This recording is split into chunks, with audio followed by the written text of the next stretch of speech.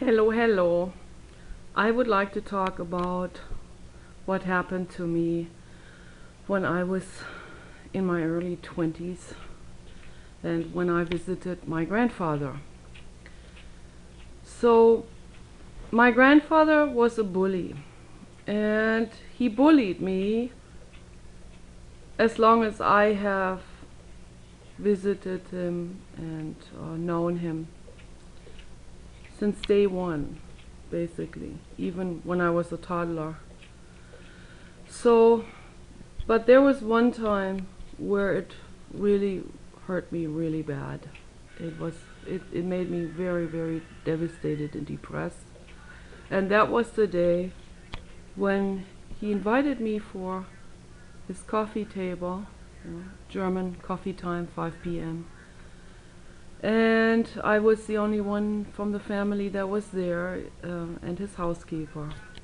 And I was coming there frequently to take his Great Dane for a walk, my favorite babe at that time.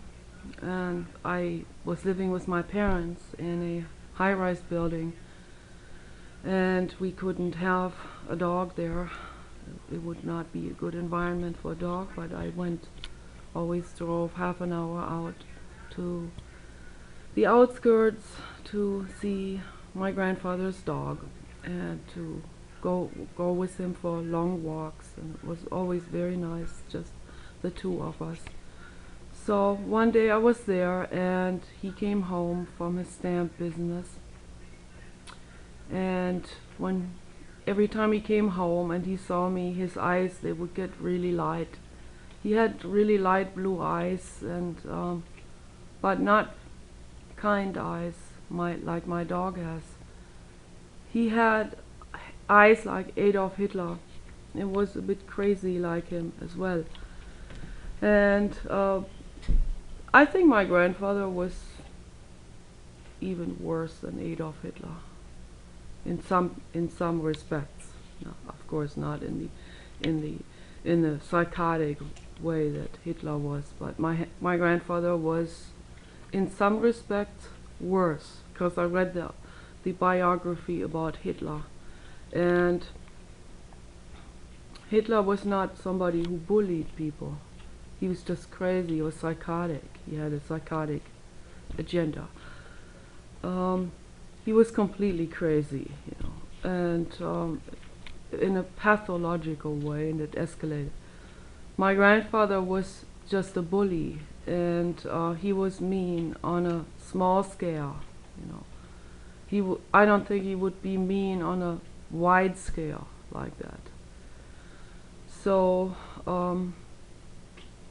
anyway, he was the meanest to me from all people in our extended family. He treated me the worst, and I've been wondering why that was.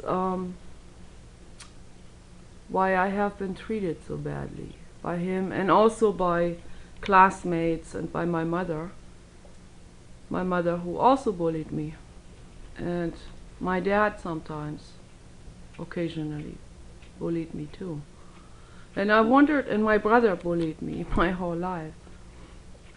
So I was wondering why that is.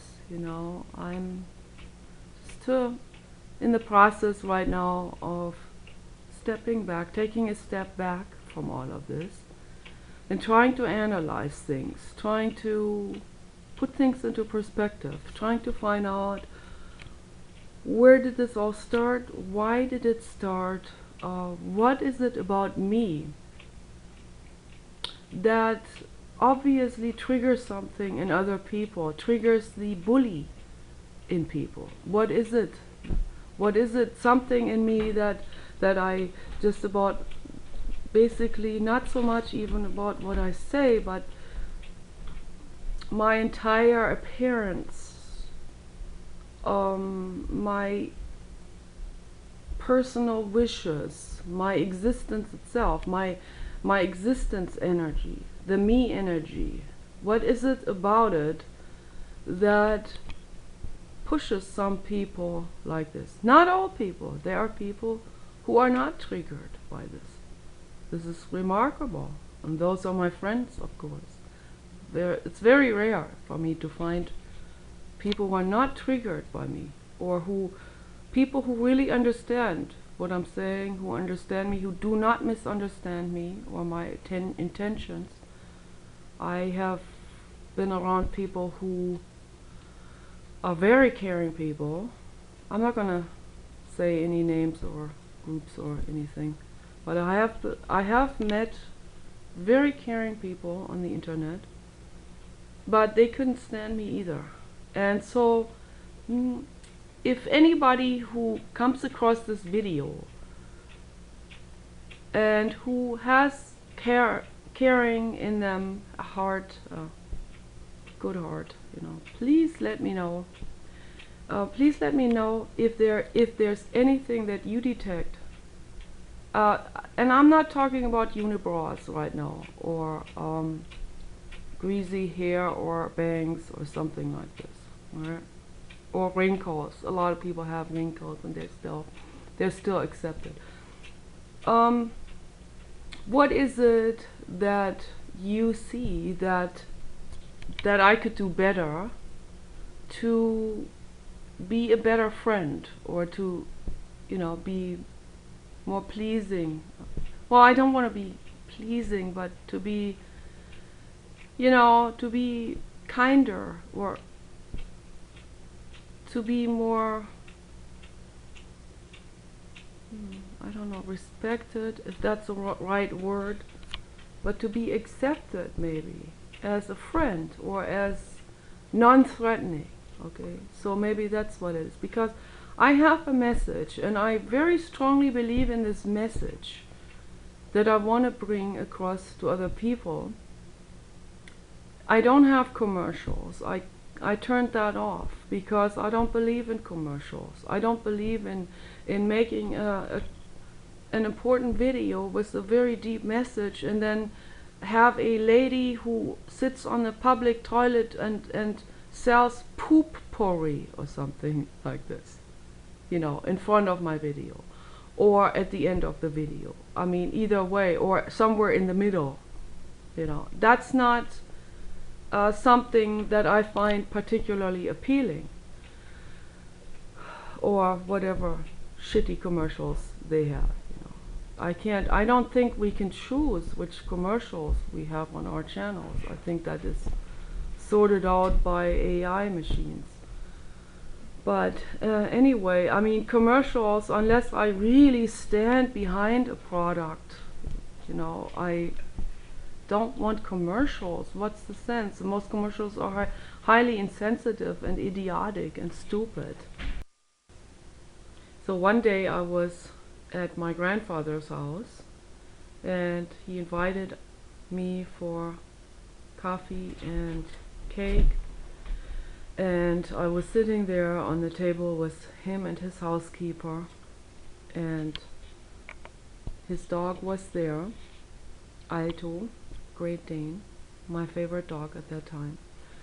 And it was impossible, the conversation with him, to have any kind of conversation with him. He would dominate the atmosphere. He would be sitting there always. Whoever was there, he would dominate it. Kind of like the king in the fairy tales. It's the mean king that I always identified him as the mean king from all these fairy tales that I was told as a child. And the fat, brazen, mean king with blue eyes and with white hair, and who eats meat and who's just brutal. And so he would sit there and really conservative too, really like totally ruthless, no understanding for anything, totally detached from who he really was originally as a child. And he hated me, and so I don't quite get why he invited me for coffee, but he did this, I think, so he could have somebody to chop on emotionally. So he would always start the conversation with something. So what have you been doing lately? But in a really mean way, in a very like a snarling way, he would talk to me. And somehow the conversation got to art, and that I paint and do drawings. And so all of a sudden he said to me, and by the way, all the drawings that you have given me for Christmases and birthdays, I have thrown them all away. But I kept your brother's artwork. He made me photos and put them in frames, and I still have those on the shelf. But I threw all of your work in the trash. So it's like a kick in the stomach, you know. It was like the last kick that emotionally that I got from him, for me to be crystal clear that this guy hated me, disrespected me, despised me. And I just could not figure out why it did. I think I was 21. I couldn't figure out why that was. I had absolutely no idea. And after that he kept on saying things like why do you walk like a man, and why do you have your hair like this, and do you shave your face, and stuff like that. You know, it would just keep coming. The hateful bully stuff, behavior would just keep on raining down on me. And it was real hard, because it was at that time I needed the dog. I needed these walks with my dog, because I was in my graduation year from high school, which is halfway through college, equivalent to 1 year college, the graduation for Abitur in Germany, and before you can enter into a long-term university. So it was very hard, the studies, and I wanted to succeed. I wanted to study psychology, and it was very difficult, for a lot of anxieties, and I had fear of giving presentations. It already had started there, and it was getting really bad. But what counted more was the written tests in that particular graduation level. And so I thought maybe I can make it, and yeah, I did make it, but barely. It was really bad grades, but very bad average grades, but I got through. But I could have done a lot better if I had not been bullied, if I had not had all these emotional obstacles thrown in my way. So what I'm trying to say with this, the reason why I'm talking about this, is because I am trying to sort all this out right now. I have a time for myself where I'm not talking to my mother right now, in order to step back from this big picture and sort things out, get myself balanced out. Because I can never talk to my mother about this, what happened with my grandfather. I've told them this story about 30 times or 40 times, maybe. If I tell it to my father, he will freak out and he will get really angry, because he thinks he owes him. Because my grandfather had a stamp business, and my dad had inherited buildings from him. So he thinks he can't say anything negative about him. But what I'm really doing is I'm just trying to find out, why did he treat me so badly? That's not being particularly bashful. I'm just asking a question, you know. So my dad, he doesn't understand, and I think he doesn't want to reflect on this at all, because he doesn't want to see him in a bad light. He wants to be grateful for the stuff that he got from him, the properties, the money, and all of this. For me, to me personally, that's the least of my worries. I am truly interested in kindness, you know. And if I could have had a grandfather instead, who would have been truly kind to me and respectful and loving and supporting and nurturing, I would have taken a very poor grandfather if I had the choice between a mean rich grandfather and a very supporting poor grandfather. He could be living in a log cabin somewhere, you know, with one room, with all books all around him, bookshelves all the way to the ceiling. A grandfather like that, you know, with a big long beard. A grandfather who would have been progressive for his era. You know, those folks that are 110 now or something. I don't know.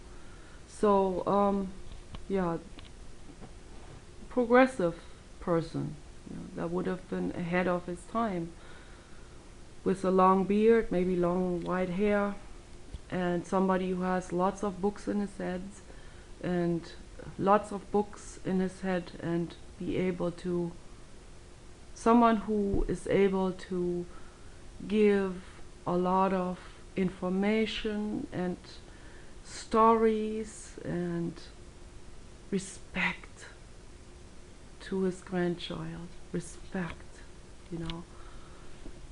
By respect, I mean eye level respect, not look down or up respect. Eye level respect, you know. This is what a lot of people are not aware of, is this eye level respect. I meet you on an eye level. You know, you're not above me and I'm not above you. Eye level. This is something very difficult for most people to understand. My whole family looks down on me. They can't understand that I am an equal for some reason. It's very, very painful emotionally for me to deal with, you know. But that's how it is. I have to accept it, you know.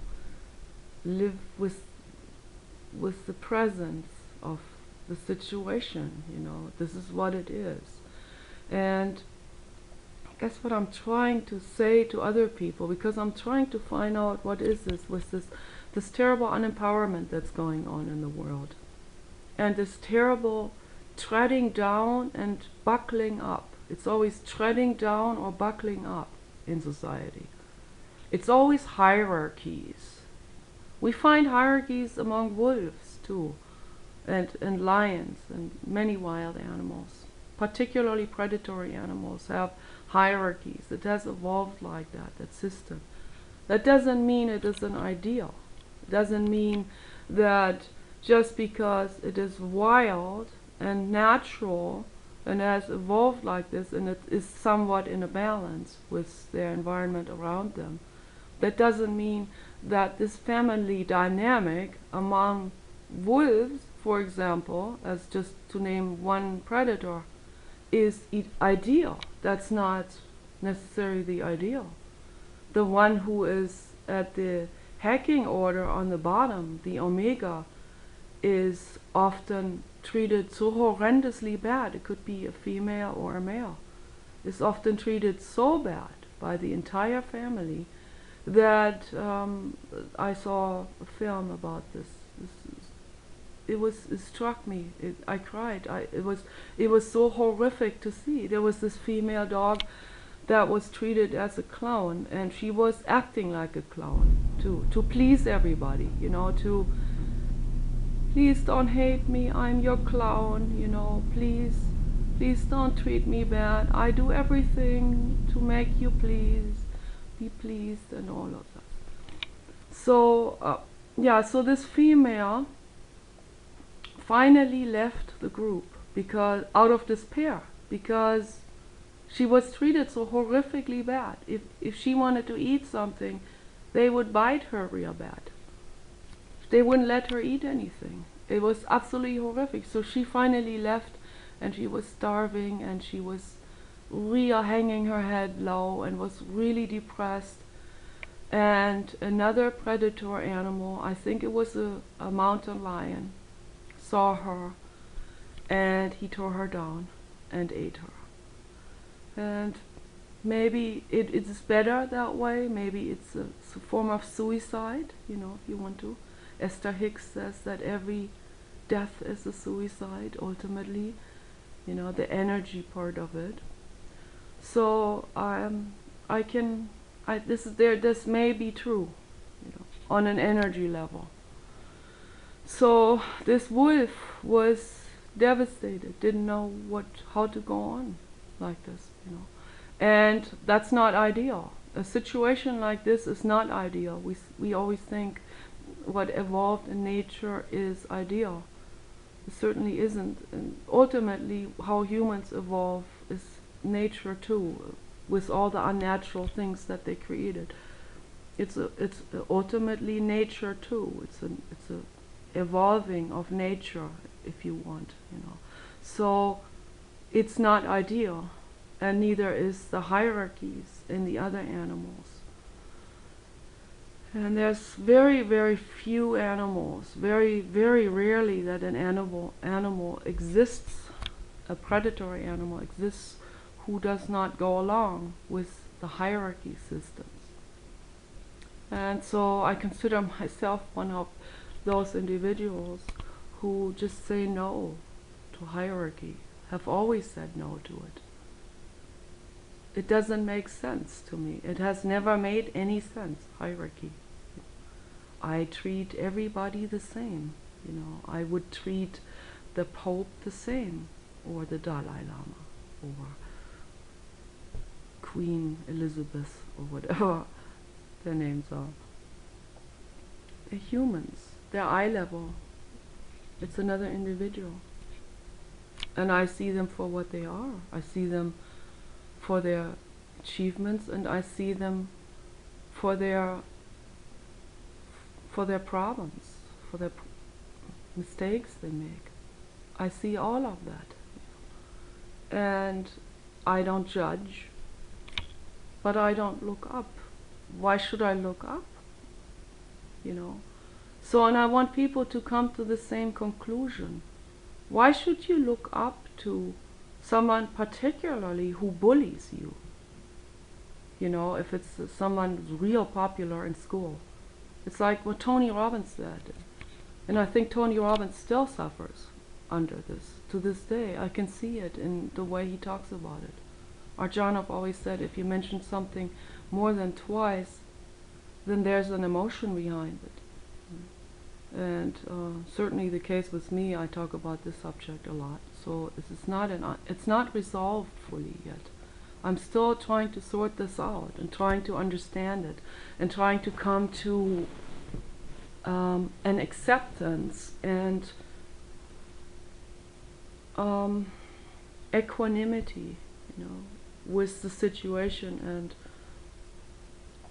my suffering with it and all of this. And get to really accept myself with all of this. With all of the suffering, with all of the hurt. Accept myself for who I am. The artist, the person that I am. So, and I think I am coming closer. I'm coming much closer to it. No. But we can't come closer to this equanimity if we ignore the suffering, if we ignore the hurt and shove it under the rug and pretend it's not there, pretend that they're treating you well while instead they're treating you like shit. So you need to understand, you need to watch, you need to observe. How are they treating you? How are other people relating to you? How are they treating you? You need to really analyze this very carefully. I don't mean to become paranoid about it and see an attack in everything, or think that everybody just wants to subdue you in some way, That's not what I'm talking about. That's not good either. That's why it's so critical to really step back from the big picture and really observe, fully observe what's going on. How are they acting? Why are they acting like this? But even if I understand why they act like they act, so that each person has their own story of, pretense and denial and so on, and detachment from themselves. Nobody who is attached, nobody who is connected, attached is again is another meaning. Nobody who is connected to themselves, who they really are, and everything around them, the trees and the animals and the other people. Nobody who's connected like this would be bullying someone else. People bully because they are disconnected from who they really are. It is a defense mechanism. It is another way just to make themselves feel a little bit more powerful. But it's deceiving. It's like a drug. It's not real power. Real power is empowerment that comes from within. That's what Judy Barker is doing with people. She's empowering people from within, where you have a sense of achievement. I made this artwork. This is an achievement, I painted this. This was fun doing, I painted this into this art. I let art run through me. This is empowering on the inside. To bully someone is just a temporary, like a temporary drug, It doesn't last very long. Or letting out revenge. It doesn't last very long either. Revenge can feel good, but in that moment, I have felt revenge feelings. I have been very, very angry at somebody once, where I wished them death. And that felt empowering in that moment. And maybe it's good to be standing up sometimes for yourself, particularly if it's in self-defense as a mother bear for another individual, or self-defense for your own body. It's very important. But I did feel revenge feelings in that moment. So this is kind of like, where it can easily slip over into the revenge action. So it is a very gradual process from standing up for yourself to going into a revenge, actual revenge. So telling somebody that you wish them death is already on the brink of slipping over into the revenge. So we have to observe ourselves with this, because the other person is a victim himself. The guy who ran over the dog with his car, that's why I was so angry, and my husband told me he saw it. And I confronted that guy. And that guy, I think he was a police officer. He had a gun in his car, but he was on his way to the casinos, to Vegas. And he ran over a dog just like that, because the dog was standing in front of his car. He wouldn't even bother to get out and bring the dog to safety before he would drive off. He would just drive over the dog. I didn't see it, my husband saw it.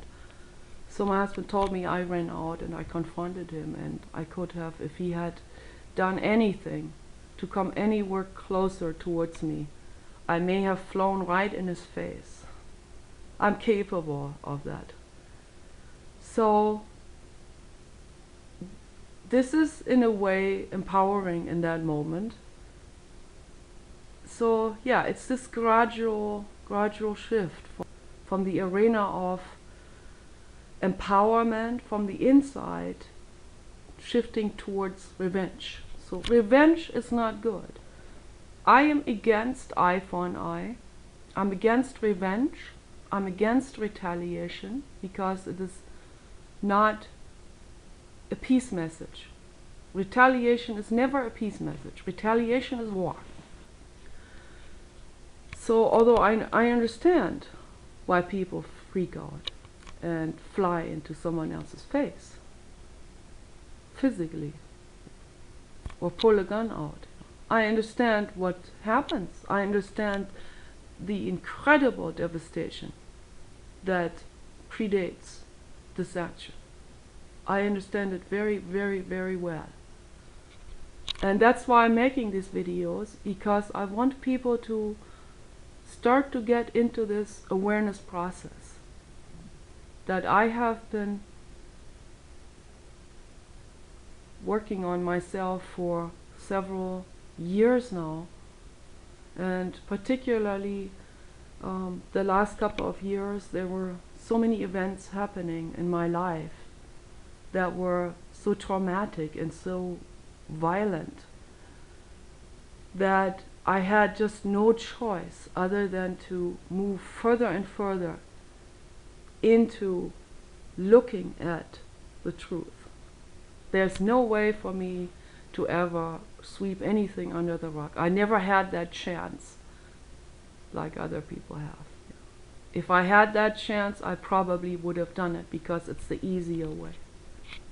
It's much easier to be in denial, but it's not getting us anywhere towards the truth and towards freedom from the shackles of all of these mental neuroses and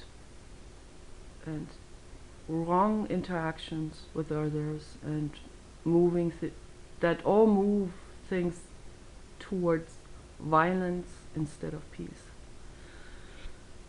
So I want people to understand this. I want people to look at this, and when somebody is victimized by a bully, particularly if it's somebody close in the family, the mother or the father or brother or sister,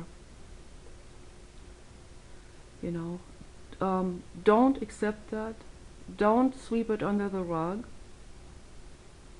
Don't play over this. Don't make it look better than it is. Don't make it look worse than it is. Don't make it look worse than it is. Don't become paranoid. But don't make it into some benign thing or something.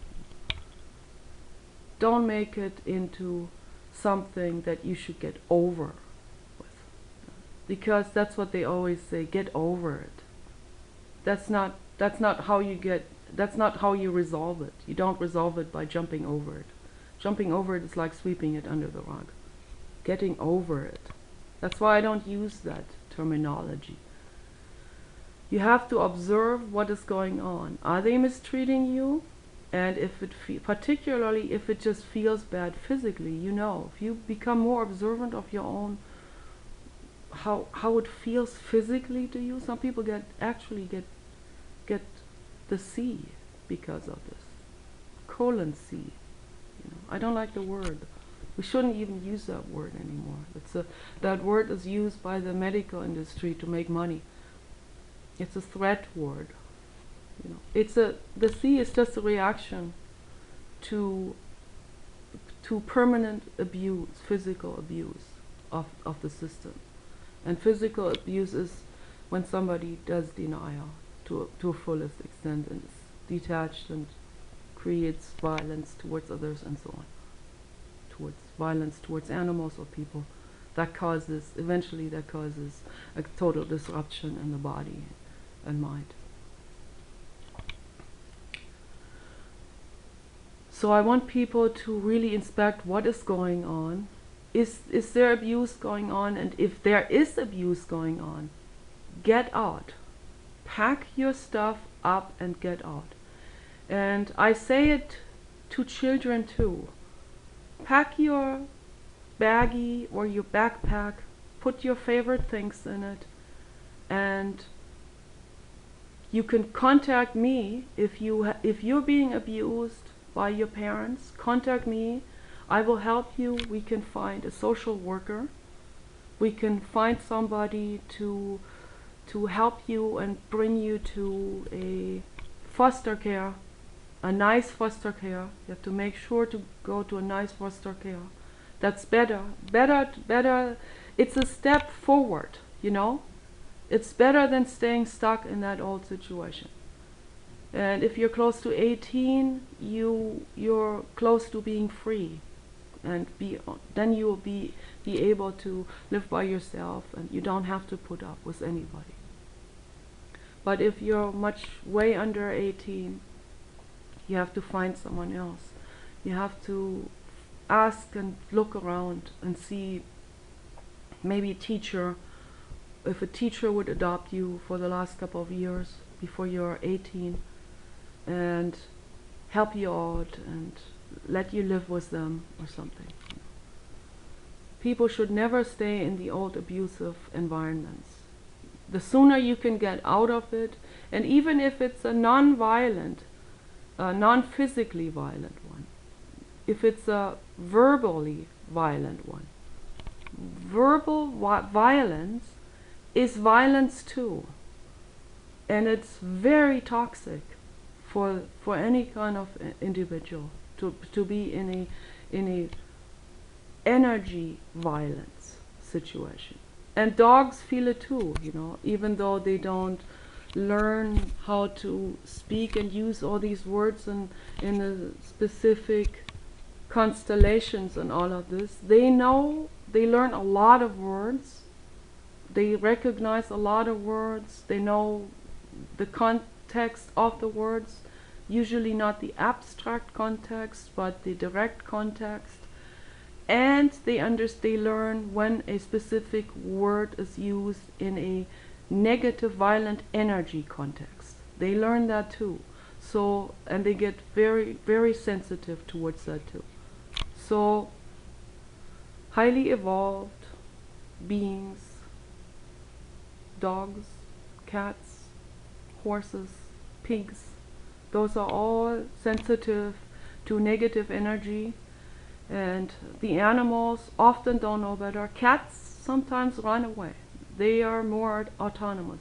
When the situation gets too much, a cat can actually run off and find someone else, someone nicer.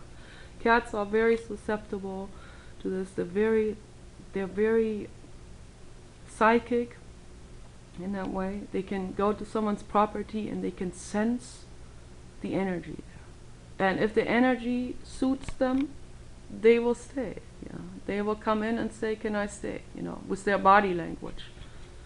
But dogs cannot do this. Dogs are extremely loyal animals. Dogs are the most loyal animals there are, I think. The most loyal animals. The most faithful animal there is. And when that friendship is abused by people, that is the highest atrocity there is, in my opinion. So anybody who sees a dog in a situation like, get that dog out of that situation. Get the dog away from that person. Get the child away from it. If you're a child, get your dog and yourself out of that situation. Walk out. Take your dog and leave. Go to your favorite teacher and ask for help. So we need to put an end to this continuous cycle of bullying and destruction. And the more aware we become, the more we can put an end to this, finally. And I want everybody to help. If we all help, we can make this work. We can end this destructive cycle of bullying, people snapping, shooting, people on the internet being threatened, being told to commit suicide and those kind of things. We can put an end to it. Take care.